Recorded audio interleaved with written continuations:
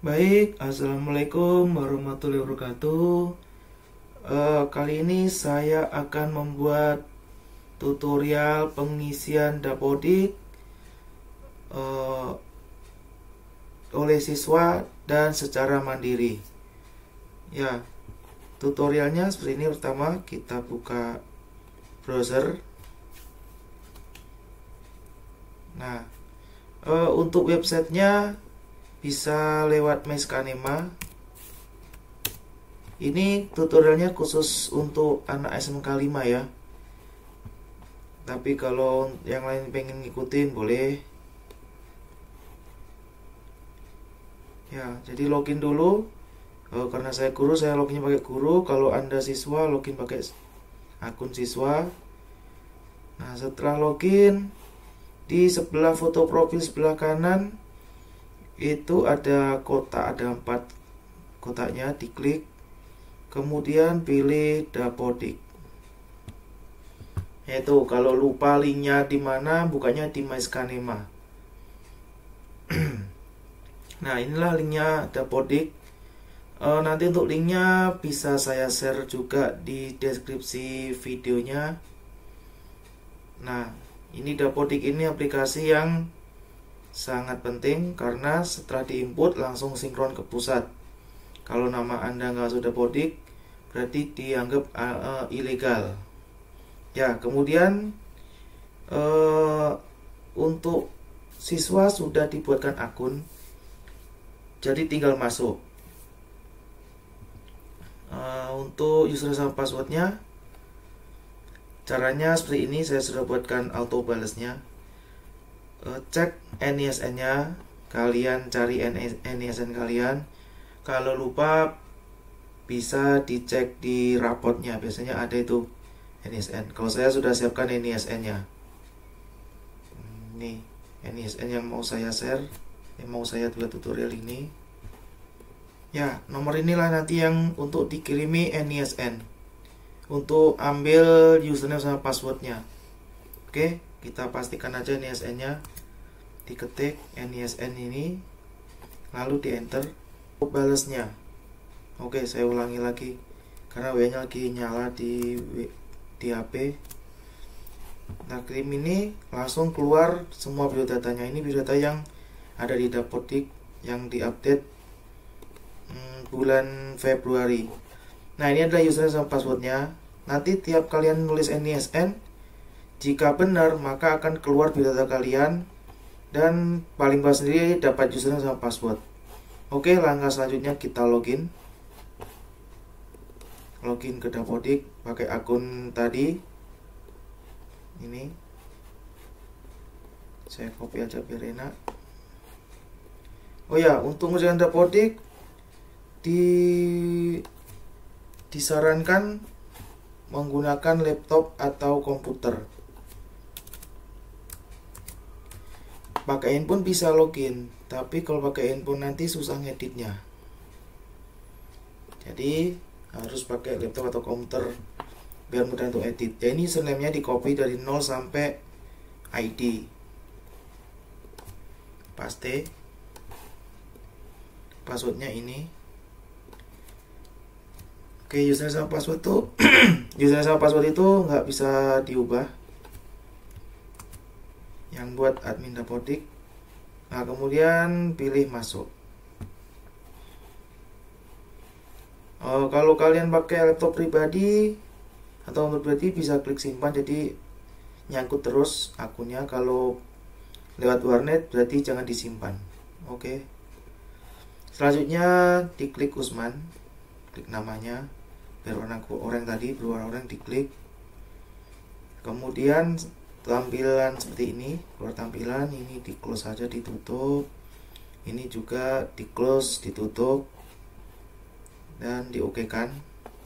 Ya, batas pengisian ini bulan April ya, terakhirnya bulan Mei. Dan Dapodik ini yang tahu kan datanya kalian sendiri. Jadi kalau mengisi jangan asal-asal, dan disarankan didampingi orang tua biar datanya benar. Nah, selanjutnya klik peserta didik.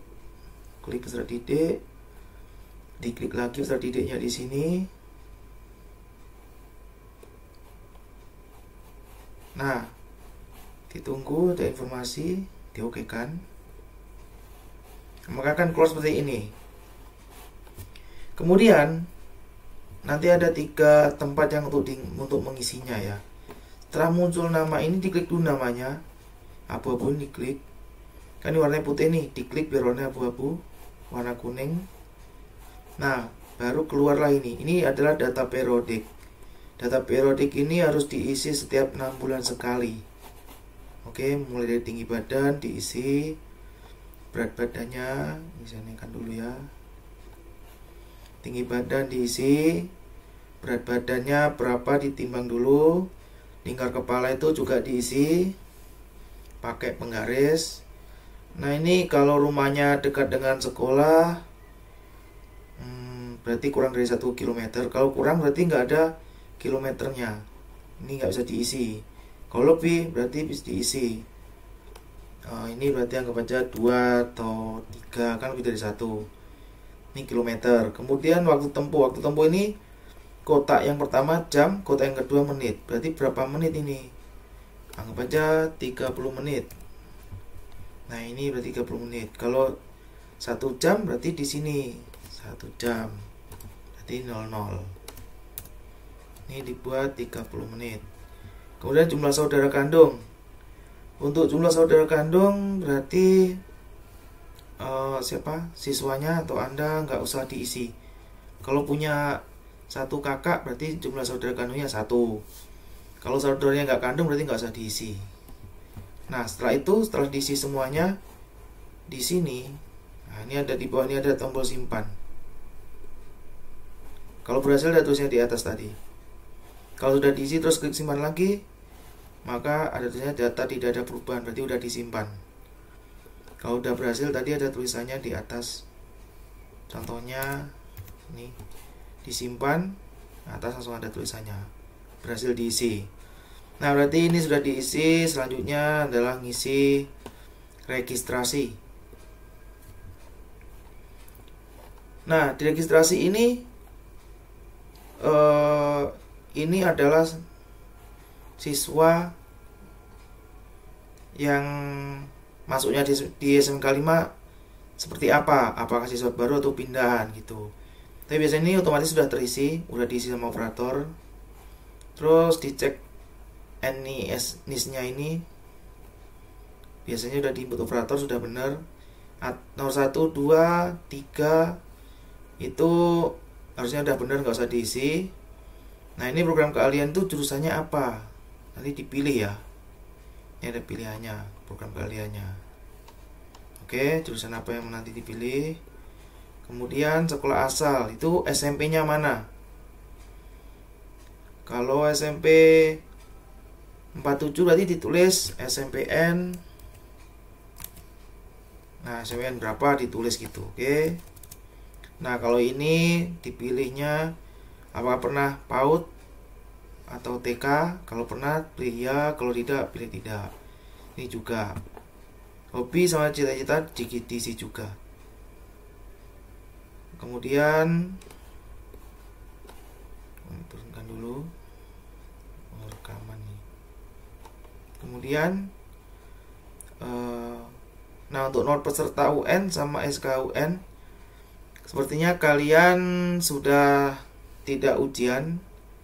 Karena sudah tidak ujian, sepertinya nggak dapat SKUN, jadi juga nggak ada ujian, jadi nggak ada nomor peserta UN. Jadi yang diisi adalah nomor serial ijazah. Nomor ijazah SMP di mana lihatnya? Di sini. Ijazah.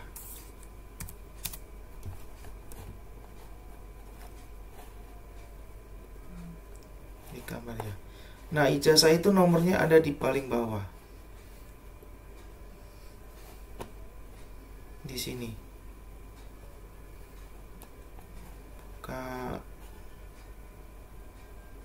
Buka ke mata baru. Nggak kelihatannya. Nah, ini gede ini.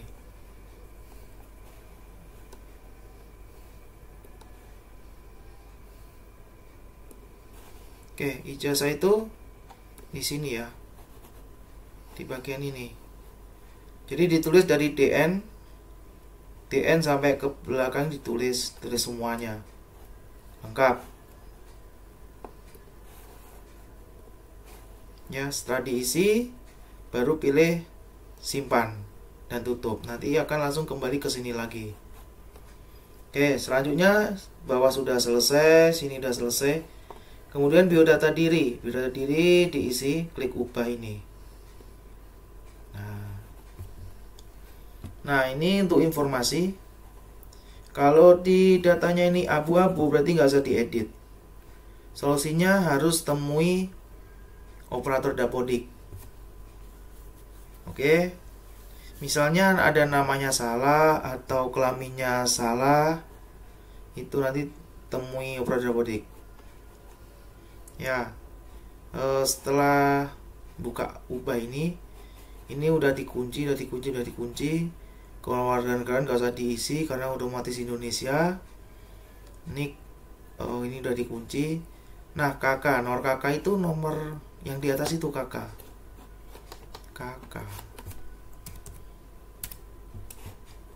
Nah, KK itu ini nomornya. Nih, yang atas ini nomor KK. Oke, yang dimasukkan itu.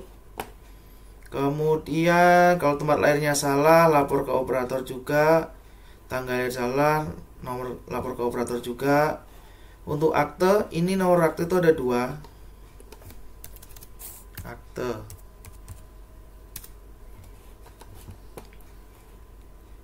Nah, ada 2 versi nomor akte. Ini ya. Akte yang seperti ini sama akte yang seperti ini. Coba dilihat aktenya. Nah, untuk akte yang warna ini, itu nomornya adalah ini. Yang nggak bisa di zoom ya. Yang ini nomor 3 ini, tulis lengkap aja nomor aktenya. 347 bla bla bla bla bla. Itu nomor aktenya. Atau yang aktenya seperti ini berarti nomor yang di bawah ini. Oke. Ya, ada yang di bawah langsung akte, ada yang di sini. Yaitu untuk nomor akte ngisinya seperti itu. Untuk kebutuhan khusus itu kalau kalian punya cacat gitu ya. Nah, jadi kalau nggak ada nggak usah diisi. Oke, kemudian untuk agama itu bisa diubah kalau misalnya salah agamanya. Untuk alamat bisa diisi juga, diisi sendiri RT RW. Untuk dusun Batam itu nggak ada dusun, jadi dikosongi. Untuk ini desa kelurahan itu, ini milih ya, jadi bukan ngetik, milih. Ketik aja di Sungai Langkai,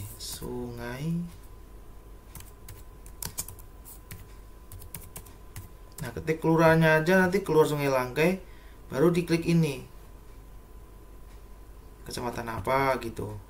Jadi diklik kelurahannya apa. Oke, milih, jadi nggak boleh ngetik. Untuk kode pos kode pos bisa dicek di KK, biasanya ada, atau cek di internet kode pos Sungai Langkai, langsung keluar kode posnya. Terus untuk lintang pucur, caranya seperti ini, ngerjainnya diklik buka peta koordinat. Nah, dicari lokasinya, rumahnya mana. Misalkan rumahnya di sini, diklik. Nah, sudah berubah warnanya. Baru dipilih pilih koordinat. Nanti akan terkunci lokasinya ini, baru ditutup. Ini enggak saya pilih koordinat biar kembali ke semula ini. Langsung saya tutup aja. Oke, koordinat seperti itu. Tempat tinggal, kalau tinggalnya dengan orang tua pilih orang tua, kalau tinggalnya dengan wali pilih wali, dipilih, atau ngekos atau asrama dipilih. Kalau transportasi juga dipilih. Nanti misalnya di tengah-tengah nggak ada pilihannya, klik simpan dulu, baru di refresh saja, diisi ulang. Kadang untuk ngambil datanya error, Ini anak keberapa ini di kakak ditulis.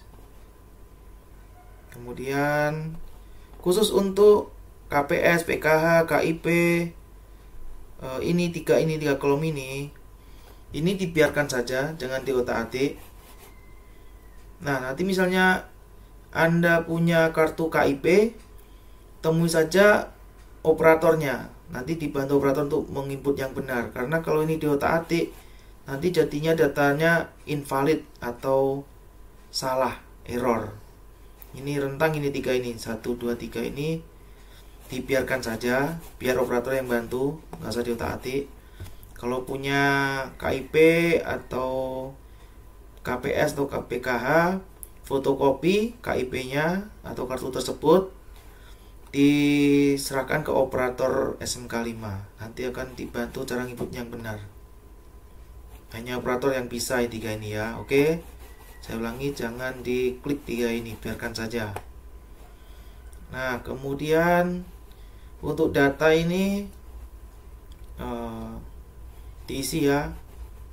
Saya, nicknya, tahun lahirnya kapan, pendidikannya apa dipilih, SMA atau SMK dipilih, pekerjaannya itu juga dipilih apa, terus penghasilannya juga. Nah, kemudian ibu juga diisi. Kalau khusus ibu ini, kalau misalnya namanya salah, temui operator juga yang bisa mengubah operator. Oke, diisi. Kemudian kalau misalnya tinggalnya sama orang tua, berarti untuk wali dipilih tidak. Kalau tinggalnya sama kakak atau paman atau abang, kok nggak sama orang tua, berarti dipilih wali, ya. Terus diisi data walinya. Kemudian untuk kontak, nomor rumah ini berarti dikosongi. Karena biasanya normal jarang ada yang punya. Yang Batam itu 0778 yang di rumah itu nggak usah dipindah-pindah, itu nomor rumah. Kalau nomor handphone diisi yang benar. Terus kalau punya email diisi juga. Kemudian dipilih simpan. Kalau berhasil maka akan tersimpan. Contoh nih, kalau error ya. Ini simpan ini kan berhasil. Nah, tersimpan. Kalau error contohnya kurang input, disimpan, maka ada errornya, gagal menyimpan, berarti error. Tapi ini kasih tahu nih, nicknya ayah kurang gitu ya. Jadi diisi yang benar. Nanti juga bisa dichat ke operator misalnya ada kendala. Ya, demikian ya untuk ngisi data bodiknya. Ini lumayan susah gampang. Susah kalau tahu datanya, susah kalau tidak tahu datanya, gampang kalau sudah lengkap datanya. Dan saya harapkan ngisinya jangan di asal-asal, karena data pribadi yang tahu hanya Anda sendiri.